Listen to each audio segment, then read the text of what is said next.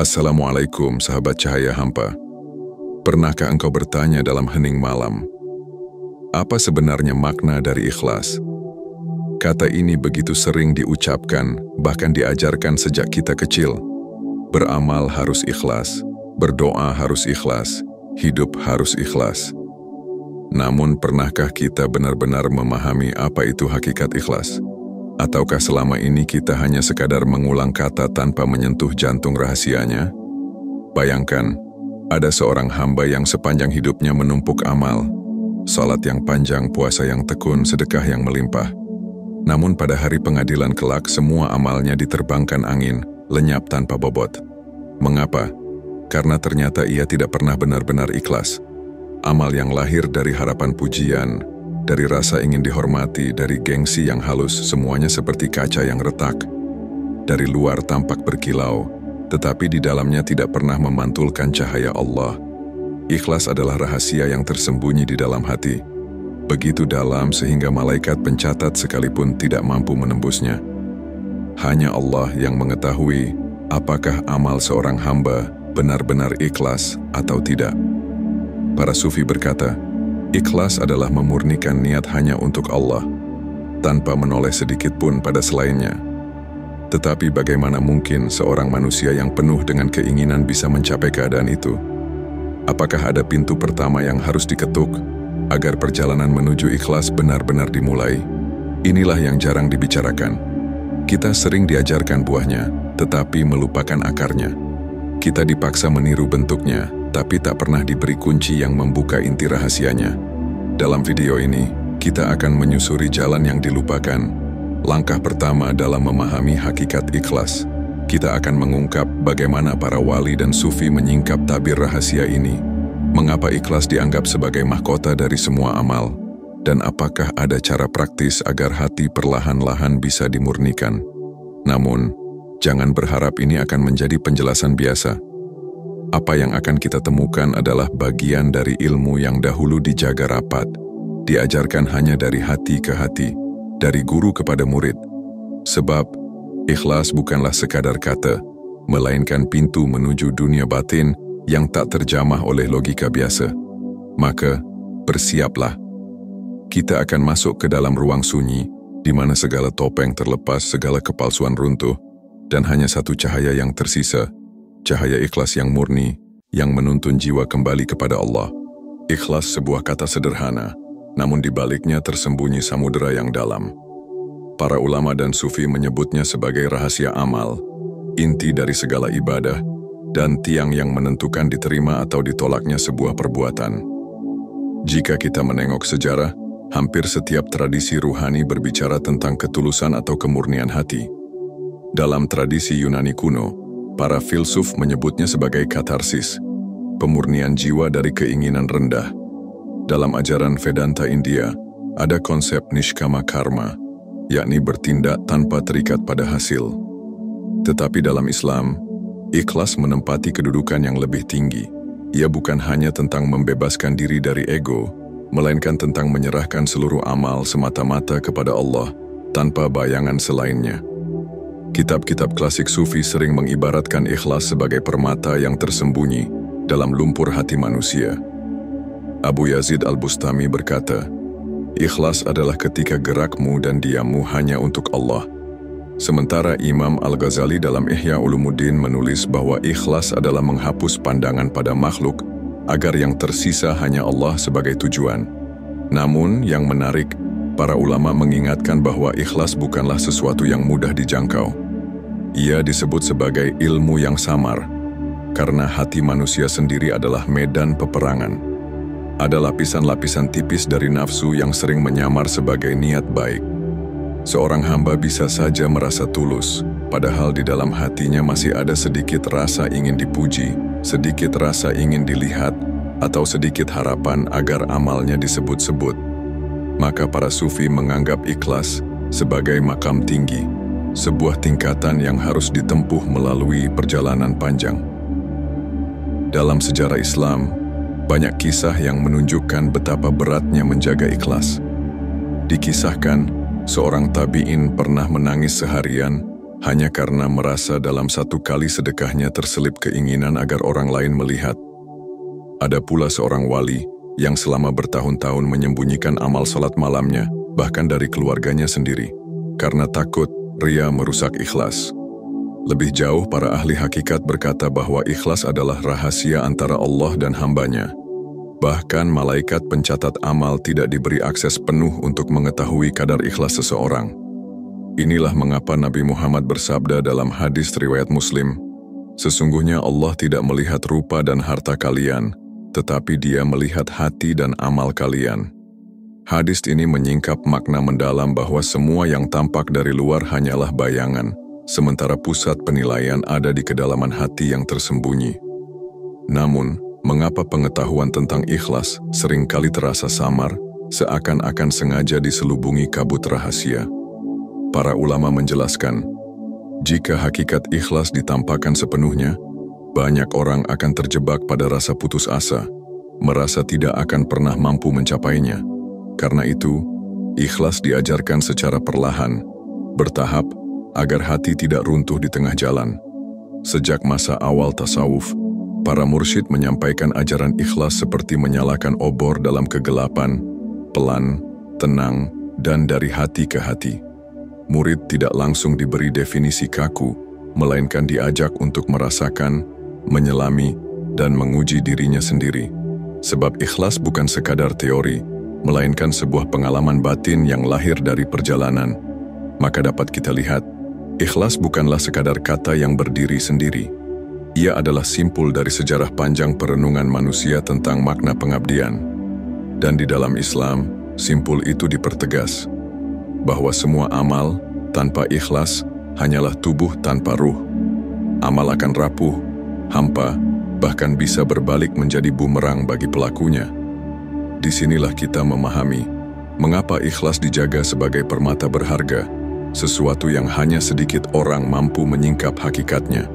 Dan untuk masuk ke dalam permata itu, ada sebuah langkah pertama, pintu awal yang harus diketuk, ikhlas. Kata yang sederhana namun sering terasa seperti bayangan yang selalu menghindar. Setiap kali kita merasa sudah meraihnya, ternyata ada lapisan niat tersembunyi yang membuatnya kabur kembali. Para ulama tasawuf berkata, ikhlas adalah rahasia di dalam rahasia. Ia bagaikan cermin yang harus dipoles setiap hari, karena debu kesombongan, rasa ingin dipuji, dan keinginan duniawi akan selalu menempel tanpa kita sadari.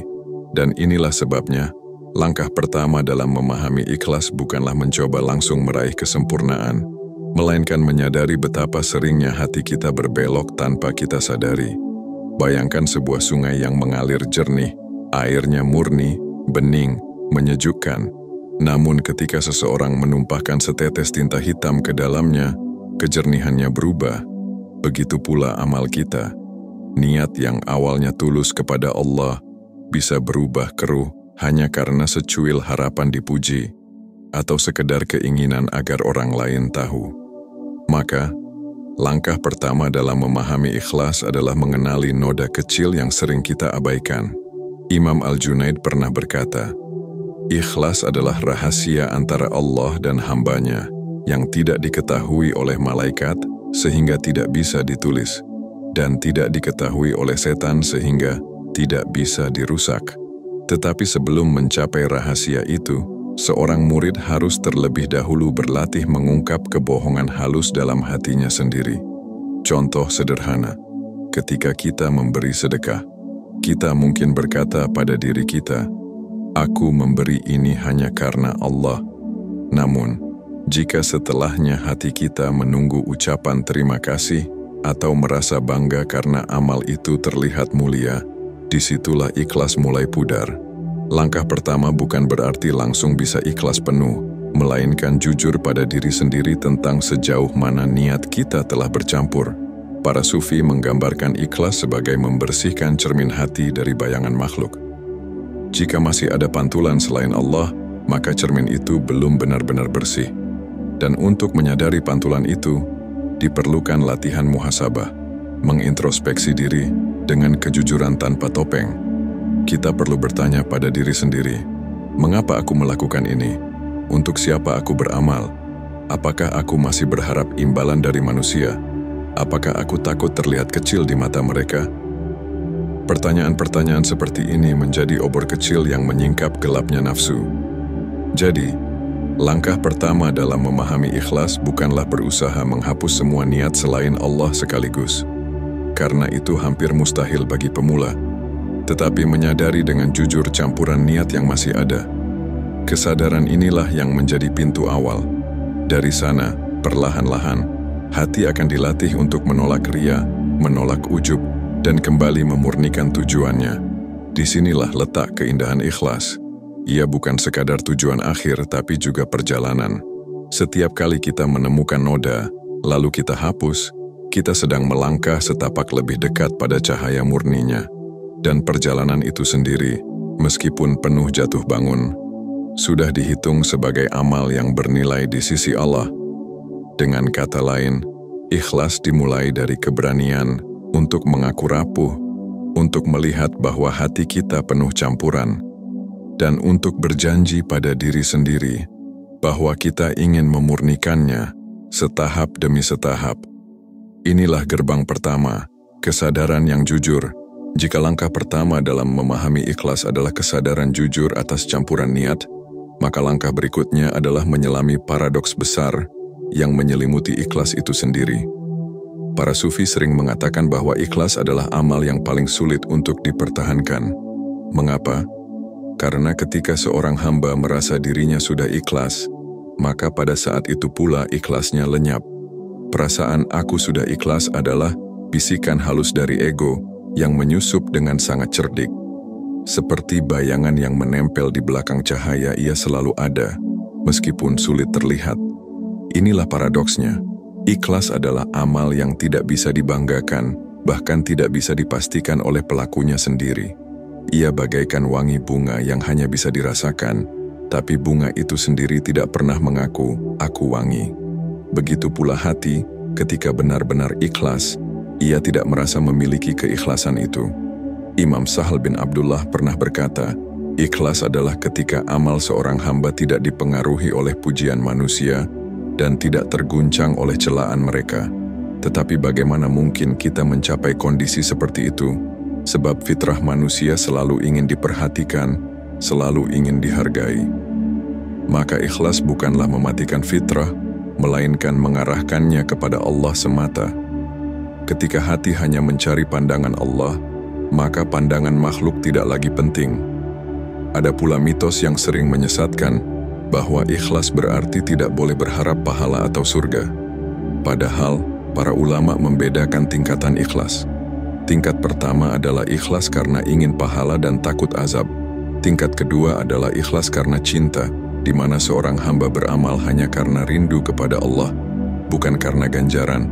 Dan tingkat tertinggi adalah ikhlas karena menyadari bahwa semua amal adalah milik Allah, bukan miliknya. Ia beramal bukan lagi karena dirinya, tetapi karena Allah telah menjadikannya alat untuk beramal. Di titik ini, kita menemukan rahasia terdalam. Ikhlas sejati adalah ketika seorang hamba tidak lagi melihat dirinya sebagai pelaku. Ia sadar bahwa bahkan niatnya, kekuatannya, dan amalnya berasal dari Allah semata. Dirinya hanyalah cermin yang memantulkan cahaya ilahi. Maka siapa yang sebenarnya beramal, bukan dirinya, melainkan Allah yang menggerakkannya. Paradoks lain muncul di sini. Jika kita berkata, "Aku berusaha ikhlas," maka masih ada aku di dalamnya. Tetapi jika kita berkata, "Segala sesuatu hanyalah karena Allah," maka aku mulai lenyap, dan yang tersisa hanya kesadaran bahwa semua adalah miliknya. Para sufi menggambarkan tingkatan ini dengan indah. Mereka berkata, pada awal perjalanan, ikhlas adalah tentang membersihkan niat dari campuran dunia. Di pertengahan perjalanan, ikhlas adalah tentang mengarahkan amal semata-mata kepada Allah. Dan di puncak perjalanan, ikhlas adalah ketika engkau melihat bahwa amalmu bukan milikmu. Ia hanyalah karunia Allah yang kembali kepadanya. Namun pencapaian ini bukan berarti hamba berhenti beramal. Justru amalnya semakin dalam, semakin tenang, dan semakin tersembunyi. Ia tidak peduli lagi apakah amalnya diketahui orang atau tidak, bahkan ia sendiri melupakannya. Amal yang demikian disebut oleh para sufi sebagai amal rahasia yang hanya diketahui oleh Allah. Inilah mengapa sebagian ulama berkata, ikhlas adalah ketika engkau melupakan amalmu sebagaimana engkau melupakan nafasmu. Engkau tidak pernah membanggakan bahwa engkau bernapas, padahal setiap saat engkau melakukannya. Begitulah ikhlas, ia menjadi gerakan alami hati yang tidak lagi perlu ditunjukkan. Tetapi tentu saja, perjalanan menuju titik ini panjang. Tidak semua hamba bisa mencapai puncak hakikat ikhlas. Namun, sekadar memahami paradoks dan tingkatan ini sudah menjadi cahaya bagi perjalanan. Ia menyelamatkan kita dari kesombongan spiritual, rasa bangga bahwa kita sudah ikhlas, yang justru adalah ria yang lebih berbahaya. Maka, pelajaran penting dari penyingkapan ini adalah, jangan pernah mengaku telah mencapai ikhlas. Biarlah itu menjadi rahasia antara kita dan Allah. Yang bisa kita lakukan hanyalah terus berusaha, terus membersihkan hati, dan terus melangkah di jalan yang tak pernah selesai. Sebab ikhlas bukanlah tujuan akhir, melainkan jalan tanpa ujung yang selalu membawa kita semakin dekat kepadanya. Ikhlas terdengar begitu tinggi, begitu jauh, seolah hanya milik para sufi besar. Tapi sesungguhnya setiap hamba punya jalan untuk melatihnya, setahap demi setahap. Dan inilah yang sering dilupakan. Ikhlas bukanlah cahaya yang tiba-tiba turun, melainkan hasil dari latihan hati yang konsisten. Ada beberapa cara yang diajarkan para ulama dan sufi untuk menumbuhkan ikhlas. 1.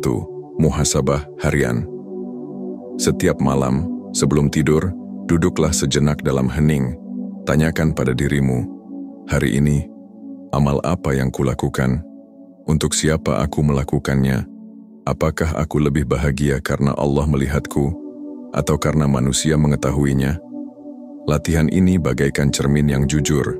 Semakin sering dilakukan, semakin jelas kita melihat niat-niat tersembunyi. Jangan takut kecewa pada diri sendiri. Justru pengakuan itulah pintu rahmat Allah. 2. Menyembunyikan amal. Para sufi melatih ikhlas dengan amal yang tersembunyi. Misalnya, salat malam tanpa sepengetahuan siapapun, sedekah tanpa nama, atau doa yang hanya engkau dan Allah yang tahu. Amal-amal rahasia ini menjadi benteng dari ria. Bahkan, semakin banyak amal yang tidak diketahui manusia, semakin kuat akar ikhlas itu tumbuh. 3. Melawan bisikan ria. Ketika beramal dan muncul perasaan ingin dilihat, jangan panik, jangan langsung berhenti beramal. Sebaliknya, bisikan ke dalam hatimu, aku tidak peduli pada pandangan manusia, yang kucari hanya pandangan Allah. Ucapkan doa singkat, ya Allah, bersihkanlah niatku. Dengan cara ini, hati perlahan diarahkan kembali ke porosnya. 4. Mengingat fananya dunia. Salah satu penyebab kita sulit ikhlas adalah karena terlalu memikirkan pandangan manusia. Padahal, manusia itu sendiri fana. Apa artinya dipuji oleh yang sebentar lagi akan mati? Apa gunanya ria di hadapan makhluk yang lemah? Jika kita merenungi kefanaan ini, pujian dan celaan orang lain akan terasa kecil. Hanya pandangan Allah yang tersisa. 5. Zikir dan doa ikhlas. Ada zikir yang sering dibaca oleh para sufi. Allahumma inni a'udzubika an usyirika bika syai'an wa ana a'lam wa astaghfiruka lima la a'lam.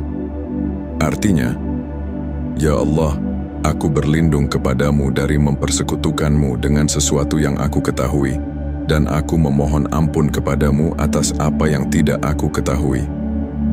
Zikir ini menjadi doa yang halus, agar Allah menyingkap niat-niat tersembunyi yang kita tidak sadari.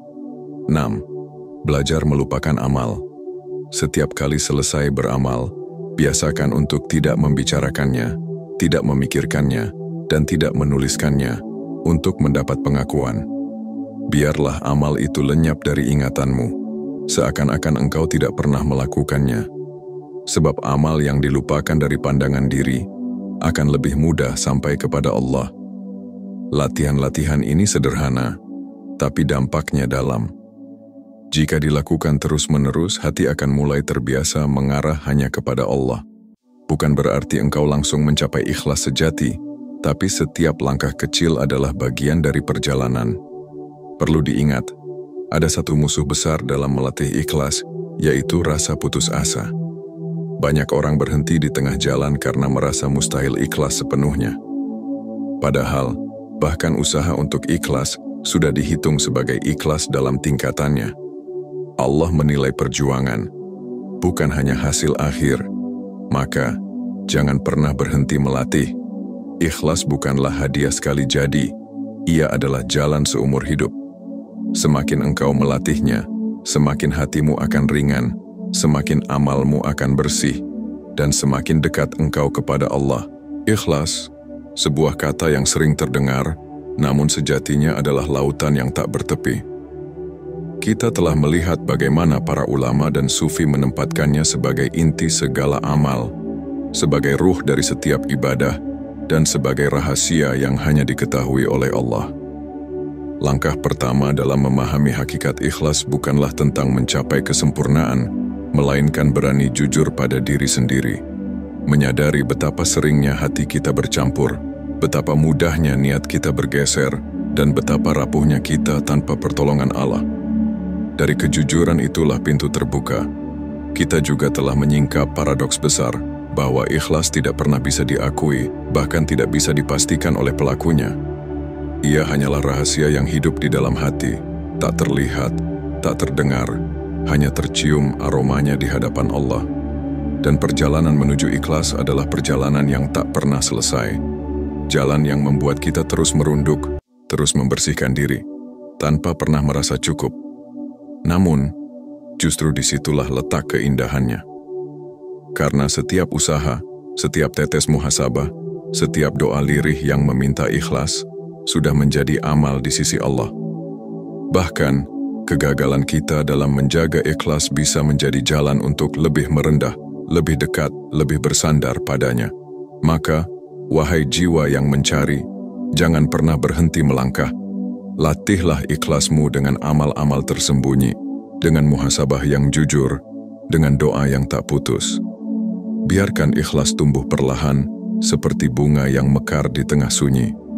Dan suatu hari nanti, ketika engkau bahkan lupa akan amalmu, mungkin disitulah Allah akan menyingkapkan kepadamu hakikat ikhlas yang sejati.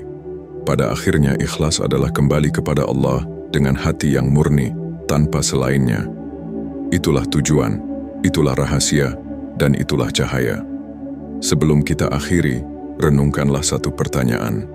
Apakah amal yang selama ini kita banggakan benar-benar milik kita? Ataukah ia hanya bayangan yang akan hilang jika tidak tertuju pada Allah? Jika video ini menyentuh hatimu, jangan lupa untuk mendukung dengan menyebarkan, memberi komentar, dan ikut berdiskusi. Karena bisa jadi, satu kalimat sederhana yang kita bagi menjadi pengingat yang menyelamatkan hati seseorang di luar sana.